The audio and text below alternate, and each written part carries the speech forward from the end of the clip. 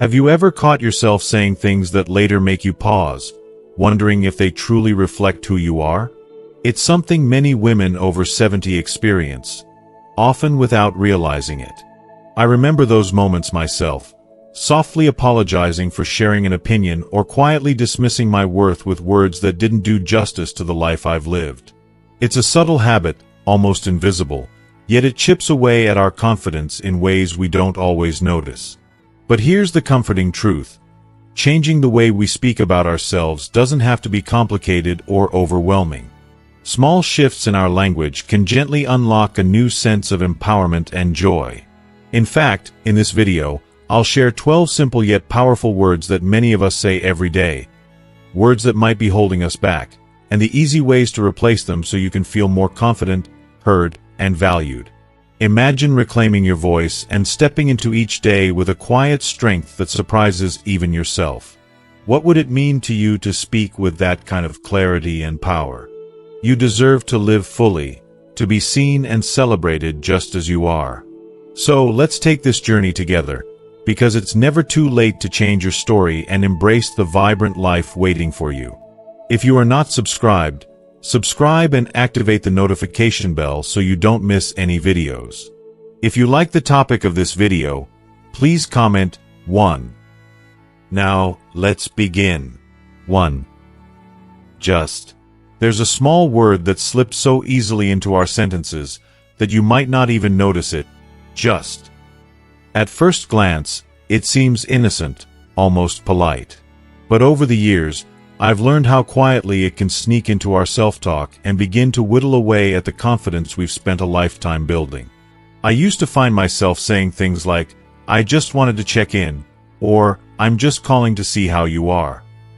And I've heard so many friends do the same.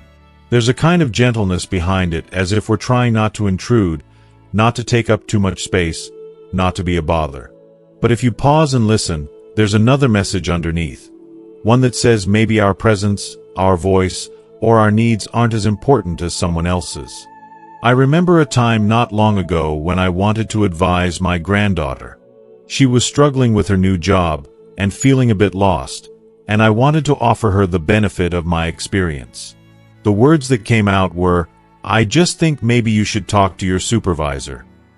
She nodded and smiled politely, but I could tell she wasn't convinced. Later, I realized what had happened. I'd softened my advice so much that it lost its strength, all because of that one little word, just. It turned what I meant to be a solid, loving suggestion into something tentative and unsure. This pattern isn't unique to me or my friends. It's something so many women, especially those of us over 70, have been taught. Be polite, don't make waves, don't seem too bold. But at this point in our lives, after raising families, holding jobs, loving fiercely, and weathering both joy and heartbreak, haven't we earned the right to speak our truth without apology? Our experiences matter. Our wisdom carries weight.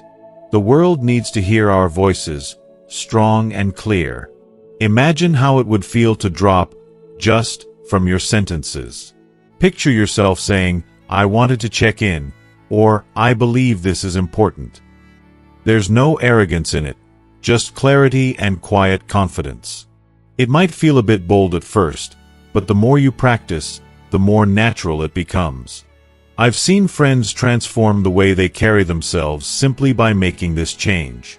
They stand taller, they're listened to more intently, and most importantly, they start to believe in their authority again. It's not about being bossy or demanding. It's about honoring your life, your perspective, and your right to be heard. If you find yourself slipping into old habits and saying, "just," don't scold yourself. Instead, treat it as a gentle reminder. Your voice matters. And every time you let yourself speak without apology, you reclaim a little more of your power. The world is richer for the stories, lessons, and laughter you have to share. So say what's on your heart, fully and freely. You're not just anything. You are someone who has lived, loved, and learned, and that is always worth listening to. 2. Old. There's a word we've all used to describe ourselves, sometimes out loud, sometimes only in our thoughts. Old. It's a word that seems so simple, so matter-of-fact, but for many women over 70, it carries a surprising amount of weight. I know I used to say it, almost jokingly, when my knees would ache or when I'd forget where I set my reading glasses. "Oh, that's just me being old," I'd say, shrugging off a small frustration. It was meant to lighten the mood, to laugh with friends, or to reassure my children that I was okay with time. But little by little, I started to notice how easily that word crept into my self-image. It became a shorthand for what I thought I couldn't do anymore, or the things I assumed were simply out of reach. It's funny how one word can become such a quiet habit. "I'm too old to learn that. I'm just an old lady now." Well, you know how it is when you're old. I would catch myself using it as an excuse, sometimes to avoid new challenges, or sometimes just to explain away the changes in my life. But over time, I realized something was missing in this story I was telling myself. I wasn't just old. I was experienced. I was seasoned. I was wise in ways my younger self never could have imagined. The lines on my face, the silver in my hair, the memories tucked away in my heart, none of these were marks of weakness or loss. They were proof of a life fully lived, full of chapters that only made me richer inside. It took some gentle honesty to admit that calling myself old wasn't just a harmless label. It was quietly limiting my imagination for what was still possible. I began to wonder, what if I chose different words? What if instead of old, I said, I am wise, or I have lived through so much and I am still learning every day? I started to notice the shift, not just in my thoughts, but in the way others responded to me. My family listened a little closer, my friends laughed a little harder, and even strangers seemed to sense a different kind of presence in me. The truth is, that age is not a finish line or a reason to fade into the background. It's simply a number, a milestone that says, you've made it this far, and you've got more living to do. There are days when my body reminds me that I'm not 20 anymore, but there are also days when my spirit feels younger than ever. I've learned to talk about my age with pride, to celebrate the years and the lessons they've brought. When I catch myself reaching for the word old, I pause and choose something brighter. I remind myself that every wrinkle, every laugh line, and every story is a treasure. So the next time you feel tempted to call yourself old, I hope you'll remember, you are not just your age. You are a mosaic of memories, strength, and wisdom. And you are still becoming every single day. 3. Sorry. Sorry. It's a word I use to sprinkle into my conversations without even thinking. Sometimes it slipped out when I'd step aside for someone in the grocery aisle, or when I called a friend at what I thought might be an inconvenient time. There were even days when I found myself apologizing for things that weren't my fault, or for simply having an opinion. It's such a small word, but for many of us, especially women who grew up believing that being polite was a kind of virtue, sorry becomes a reflex, a softening of our presence, a way to keep the peace. But I started to notice how often I used it, and how it made me feel. I'd say, sorry, can I ask a question? Or, sorry, I don't understand this new app. Each time, it was as if I was asking permission to exist, as though my needs or curiosity were somehow a burden to others. After a while, that kind of self-effacing language began to settle into my bones. It whispered that my voice was less important, that maybe I should step aside for someone else, and that my mistakes or misunderstandings were something to be ashamed of. It wasn't until a dear friend pointed it out, gently, with a kind of kindness only lifelong friends can offer, that I realized how often I apologized for simply being myself. "You don't need to say sorry for that," she'd laugh, squeezing my hand. And something in me woke up. Why was I apologizing for learning, for being human, for asking a question, or even for speaking up? I decided to experiment. The next time I was late to lunch, I didn't respond with, "Sorry, I'm late." Instead, I smiled and said, "Thank you for waiting for me." When I needed help with my phone or computer, I replaced, "Sorry, I just don't get it," with, "Could you show me how this works? I'd love to learn." It felt strange at first, as though I was breaking a rule I'd carried since childhood. But gradually, it became easier. My friends and family responded differently too. They listened, offered help, and even started to share more of their uncertainties. We became teachers and students for each other, instead of one of us always apologizing for not knowing. Over time, I discovered that saving my apologies for moments when I truly made a mistake made those words more meaningful. Sorry became something honest and valuable, not a knee-jerk habit. More importantly, letting go of unnecessary apologies made room for gratitude, curiosity, and confidence. I learned that I could show respect and kindness without erasing myself in the process. Now, when I catch "sorry" about to tumble out of my mouth, I stop and ask myself, am I really at fault, or am I simply being present in the world? Most of the time, I find I can let the apology go. And with each word I choose to keep, I feel a little lighter, a little stronger, and a lot more at home in my skin. Because I am not a burden. I am a woman who has earned her place, and I am not sorry for being here. 4. Cant. If you are still watching this video and find these lessons useful, please comment 1 below to let me know that you are still here with me. There's a word that I used to say far too often, without even realizing the impact it had on my life: can't. It would show up in small ways, like when my grandchildren wanted to teach me a new game on their tablets, or when someone suggested a day trip to a place I'd never been. I'd sigh and say, "I can't figure that out," or "I can't walk that far anymore."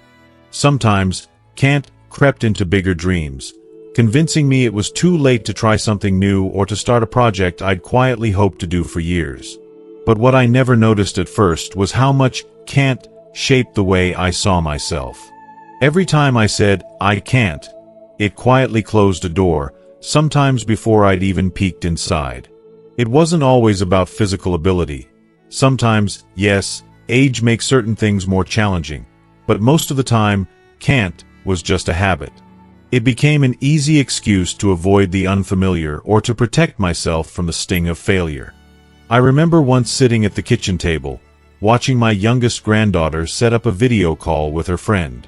She looked up at me and asked if I wanted to try calling my sister, who lives across the country. Instinctively, I said, "Oh, I can't do all that technical stuff." But she simply smiled, took my hand, and guided me through each step.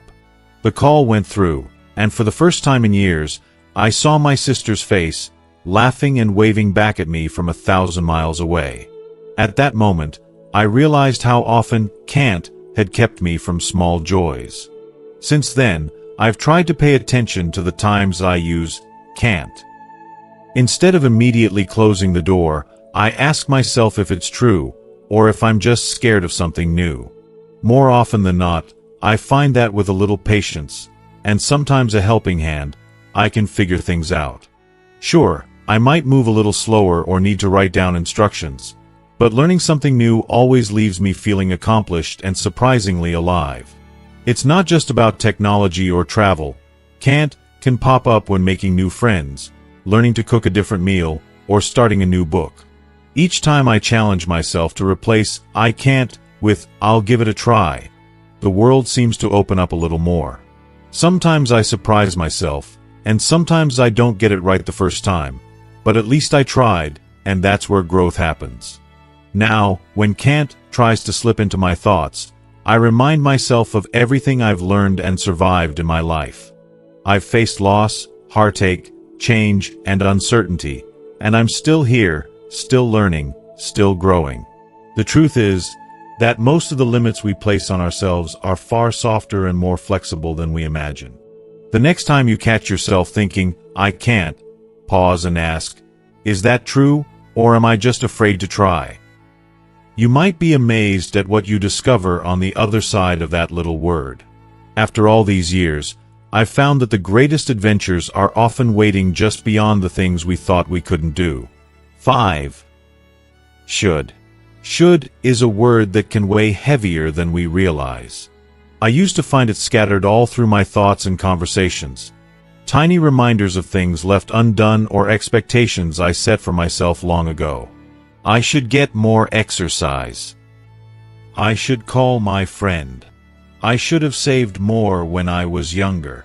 Sometimes these shoulds came with a sigh, a twinge of guilt, and if I'm honest, a quiet sense of regret.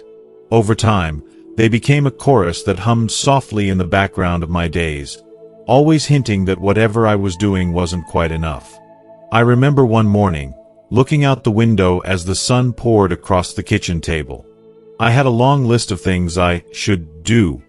Laundry, bills, maybe even start that art project I'd been putting off for months.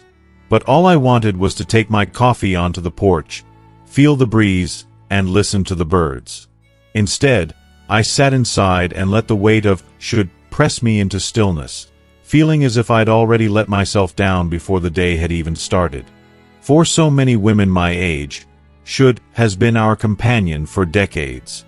We were raised to care for everyone, to keep homes running, to balance family and work and friendships, and to do it all with a smile. When we reach these later years, the shoulds sometimes follow us, reminding us of things we didn't do, chances we didn't take, or dreams we set aside. It's a habit of self-judgment, and it can make even the sweetest moments feel tinged with disappointment. But here's something I wish I'd learned sooner. Should doesn't have to rule our lives. There's a gentle freedom in letting it go. One afternoon, a friend said to me, "What if you replaced should with choose or want?" At first, it felt almost rebellious, as if I was breaking a rule. But when I tried it, everything shifted. Instead of "I should walk today," I told myself, "I want to move my body because it feels good." Instead of "I should call my children," it became, "I choose to reach out because it brings me joy." The guilt and pressure melted away, replaced by a quiet sense of possibility. It's not about ignoring responsibilities or giving up on growth. It's about honoring our needs and desires and seeing our choices as acts of self-care, not obligations to be measured and judged. When I let go of should, my days felt lighter, my actions more meaningful, and my heart more at ease. I could finally enjoy the simple pleasures, a warm cup of tea, a good conversation, a walk in the garden, without feeling as if I'd fallen behind. Now, when should tries to creep back in, I remind myself that this chapter of life is meant for living, not for carrying regrets. Each day is a new opportunity, and I get to choose how I fill it. There is so much grace in permitting ourselves to want what we want, doing what brings us joy, and letting should fade quietly into the background. 6. Ugly. Ugly is a word that stings, even when we try to use it lightly. I've lost count of the times I caught my reflection in a window or a mirror and, almost without thinking, muttered something like, "I look so ugly today," or "These wrinkles make me look ugly." It's the kind of word that slips out with a sigh, maybe as a joke or just a way to name the changes time has left on our faces and bodies. But deep down I know, and maybe you do too, that every time we call ourselves ugly, we plant a seed of self-doubt that grows quietly inside us. For years, I barely noticed how harsh I was with myself. I'd compliment a friend's hair or a stranger's scarf, but turn around and pick apart my appearance with the kind of criticism I'd never use on anyone else. It wasn't just about looks, either. If I stumbled over a story or forgot a detail, I'd think, "That sounded ugly," as if imperfection was something shameful. It became so normal that I hardly recognized the damage it did to my spirit. One afternoon, I watched my granddaughter draw a picture of our family. She colored my hair silver and drew laugh lines around my eyes, and when she handed me the paper, she smiled and said, "Grandma, you look so beautiful." In her eyes, my age was something to celebrate, a badge of wisdom and kindness, not something to hide. That simple moment made me pause. Why was I so quick to judge myself, when those who love me most see only warmth and beauty? Since then, I've tried to be more gentle with the words I use about myself. Instead of ugly, I practice seeing what's authentic, what's real. I look for the spark in my eyes, the softness in my smile, the strength in hands that have held so much life. I remind myself that aging isn't something ugly, it's proof of living. Every wrinkle, every gray strand, every scar tells a story of survival, laughter, love, and loss. Changing this habit wasn't easy. Old tapes play loud, and society rarely helps. But I've learned that the beauty in us grows deeper with every year. When I find myself slipping, I try to catch it, a gentle no to the old voice, and offer a compliment instead, even if it's just for the courage to face another day with a smile. I notice, too, that when I speak kindly about myself, others follow. The mood in a room changes, and suddenly we're all seeing ourselves with softer eyes. So if you ever feel the urge to call yourself ugly, I hope you'll remember that true beauty is woven into your years, your stories, and your spirit. The world needs more of your unique light. Let's treat ourselves as kindly as we do our dearest friends. In the end, it's not about flawless faces or perfect bodies. It's about the life shining through, and that is something no wrinkle or scar could ever take away. 7. Lonely. Lonely is a word that sits quietly in the corners of our hearts, sometimes so familiar we barely notice it's there. I've whispered it to myself on quiet afternoons when the house felt too still, or after the phone rang with news from faraway family and I wished I could pull them close again. I feel so lonely, I'd admit, almost guiltily, as if saying it out loud would somehow make it heavier. For so many women my age, the rhythm of daily life changes. Children grow up and move away, old friends become memories, and the busy pace that once filled every hour slows down. That's when lonely creeps in, a word that wraps around the heart and makes the world feel smaller. There were days I believed being lonely was simply the price of getting older, as if I should quietly accept it with grace and patience. I'd make excuses, that's just how it is now, or everyone must feel this way sometimes. But the more I leaned into that word, the more it colored the way I saw myself. Not as someone simply living alone, but as someone unworthy of company or connection. Loneliness started to feel less like a feeling and more like a label, something permanent and unchangeable. But one day, something shifted. I was sitting at a community center, watching a group of women laugh over a game of cards. Their faces glowed with the kind of joy I remembered from my younger years. At first, I felt like an outsider, unsure if I belonged. Still, a little voice inside nudged me. What if loneliness is just a signal, not a sentence? What if it's simply my heart asking for connection, for something new? So, I mustered my courage, smiled, and asked if I could join. That small, brave step cracked open the shell of loneliness I'd built around myself. Within minutes, I was part of the laughter, the stories, the easy warmth that only comes from letting yourself be seen and heard. I realized then that lonely doesn't have to define me or anyone else. It's just a feeling, not a fact. Every time I replaced "I feel lonely" with "I'm seeking connection," I opened myself up to new experiences. Joining a book club, volunteering at the library, and even sending a postcard to an old friend. Each small act became a thread, weaving new relationships and possibilities into my life. Now, when the house is quiet, I remind myself that loneliness is not a flaw or a fate. It's simply a reminder to reach out, to invite joy and connection back in, no matter how small the gesture. There's no shame in longing for company. We are made for connection at every age. So if you ever catch yourself saying, "I'm lonely," try turning it around. I'm open to new friendships. I'm ready for the next adventure. The world is wider than we sometimes believe, and kindred spirits are waiting, just as eager to share a smile and a story. 8. Too, as in too old, too tired, too late.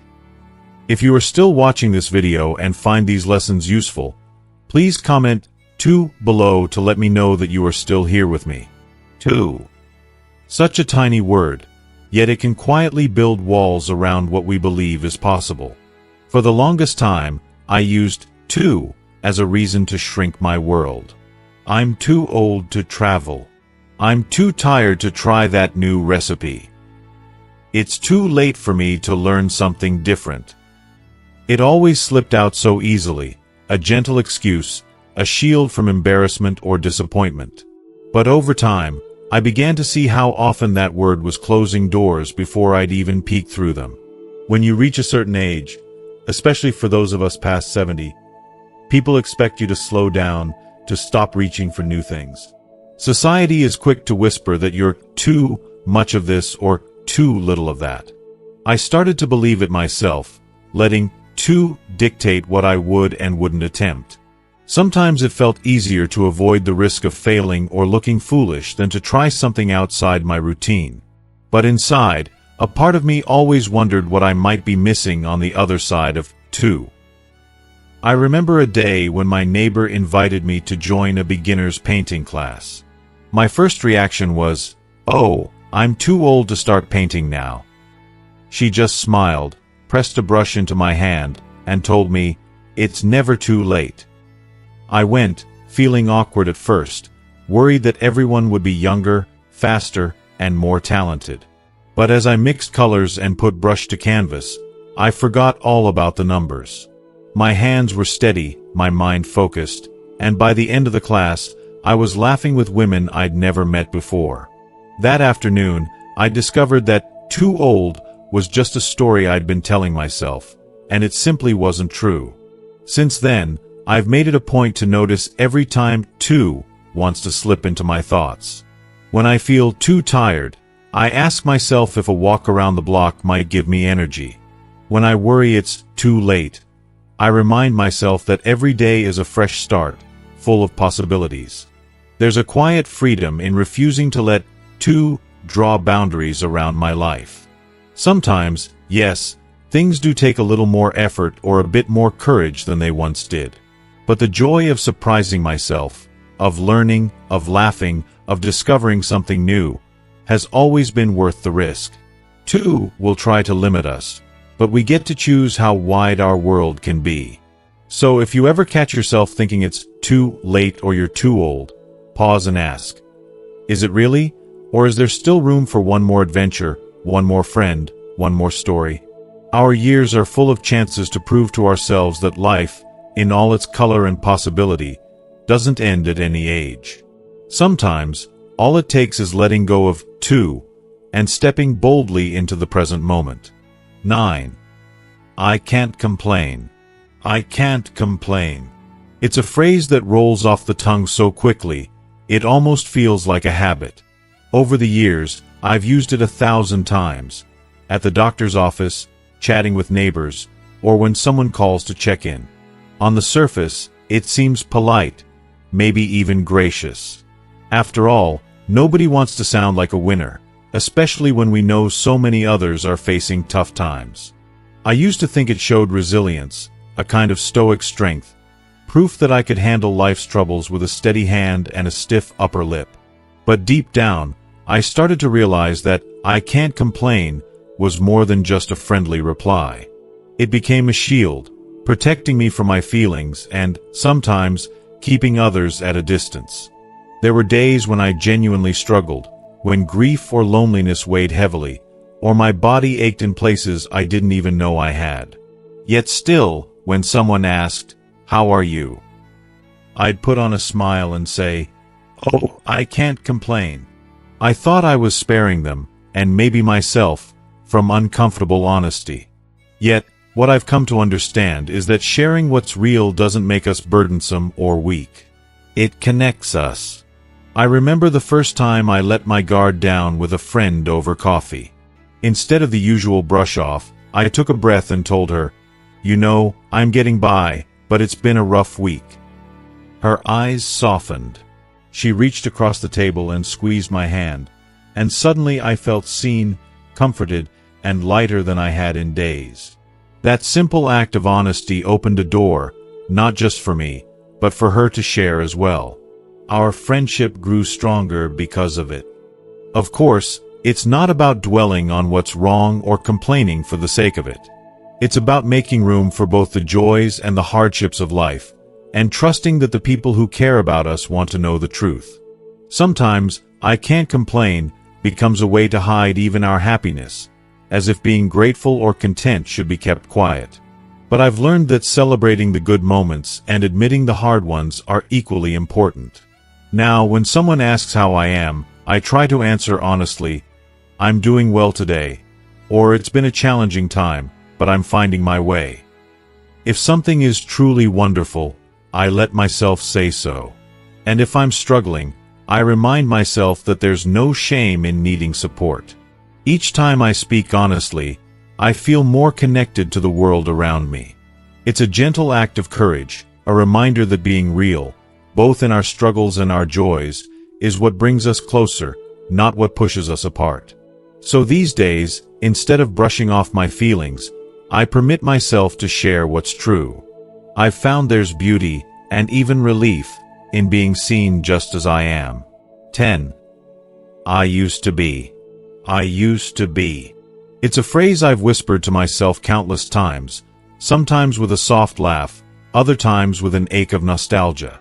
For so many of us, those words float into our thoughts as we recall the chapters of life that feel far away, when our legs carried us briskly upstairs when we juggled work, family, and friendships all in one whirlwind day, or when we were known for a certain spark, talent, or drive. I used to be the life of the party. I used to be so active, so quick, so full of patience. With every "I used to be," it's easy to measure who we are now against the woman we remember, and sometimes that comparison brings an unexpected sadness. I remember standing in front of an old photo, holding it with both hands and seeing the bright eyes and strong shoulders of my younger self. Part of me felt pride for all that woman had accomplished, but part of me grieved what felt like a loss. It's natural, I suppose, to miss what once came easily. Energy, mobility, memory, even opportunity. And yet, I realized, that the I that used to be was making it harder to appreciate the gifts of this season of my life.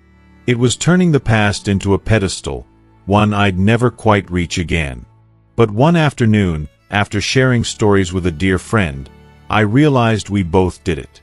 We both measured ourselves by what we had been, instead of who we had become.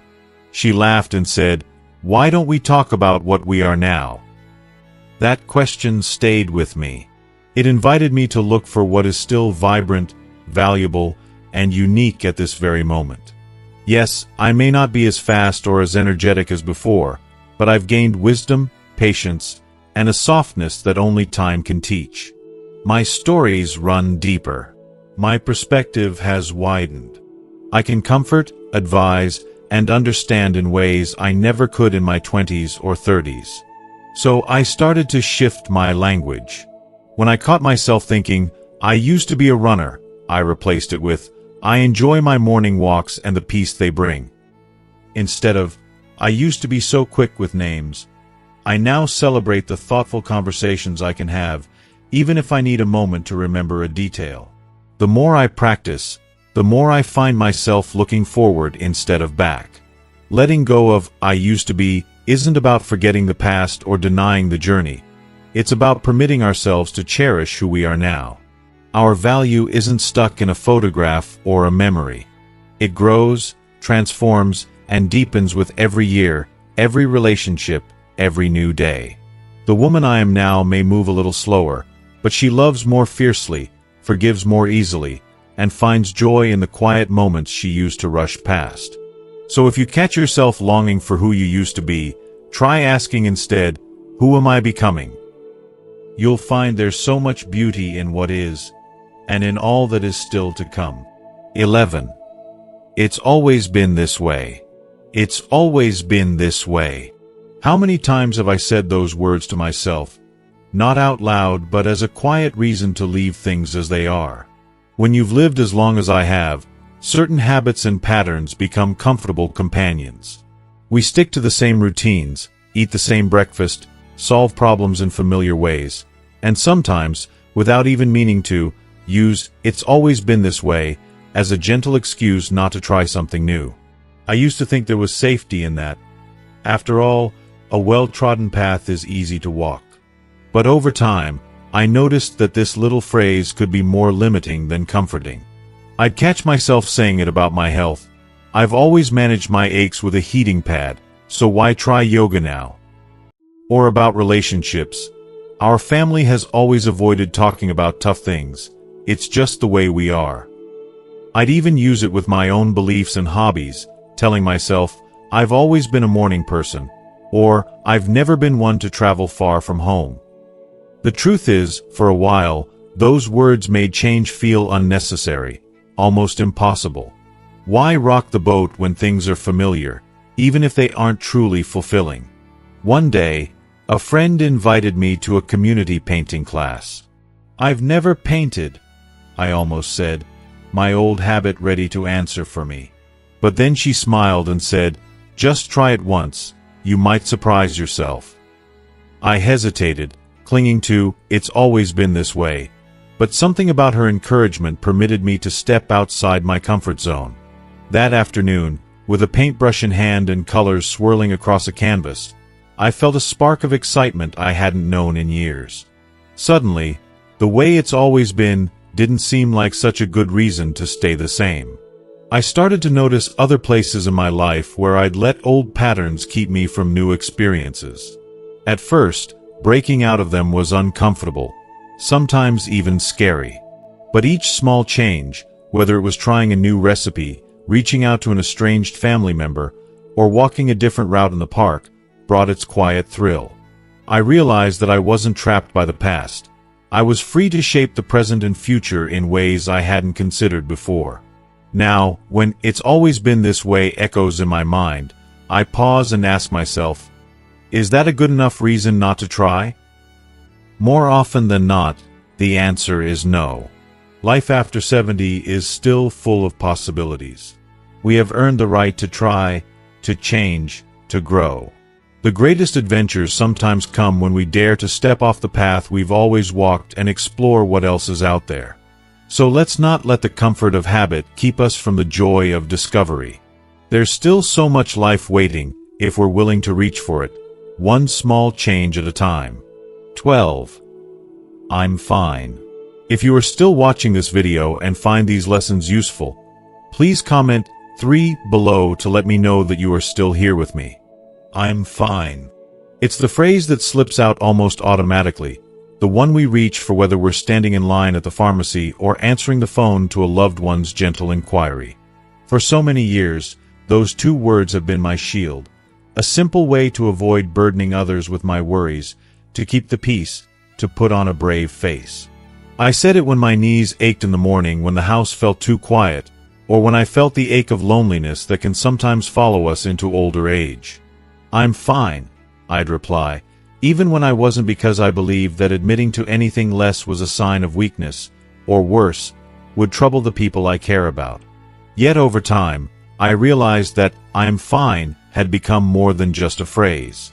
It was a mask, one that hid my true feelings not only from others but sometimes even from myself. There were days when I longed for someone to truly see me, to ask how I was, and to stay long enough to hear the real answer. But I was so used to brushing my emotions aside that I forgot what honesty felt like. I thought I was being strong, but in truth, I was building a wall that kept connection out.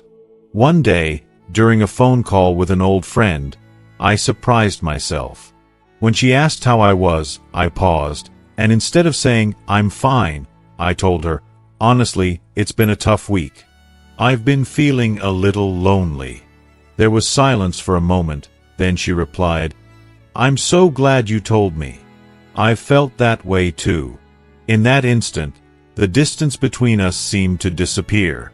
We talked and laughed and, yes, shared a few tears. I realized then that vulnerability isn't a burden. It's a gift. By opening up, we let others in. We permit them to do the same. Now, when I catch myself about to say, "I'm fine," I try to pause and check in with my heart. If things truly are well, I let myself share that joy. If not, I gently allow myself to admit it, even if it's just a little. Sometimes I say, "I'm managing," but it's been a challenging time. Or, I'm getting by, but I could use some company. Each time, I feel a bit lighter, a bit more seen. The truth is, we don't have to carry everything alone. Life after 70 brings its own set of challenges, but also opportunities for deeper connection, if we let others in. So let's be honest with each other, and with ourselves. Underneath, I'm fine, there's a whole world of feelings that deserve to be heard. And sharing them is how we remind ourselves, and each other, that we're never truly alone. When I look back on all the years behind me, I realize how many of my days were shaped by the words I spoke.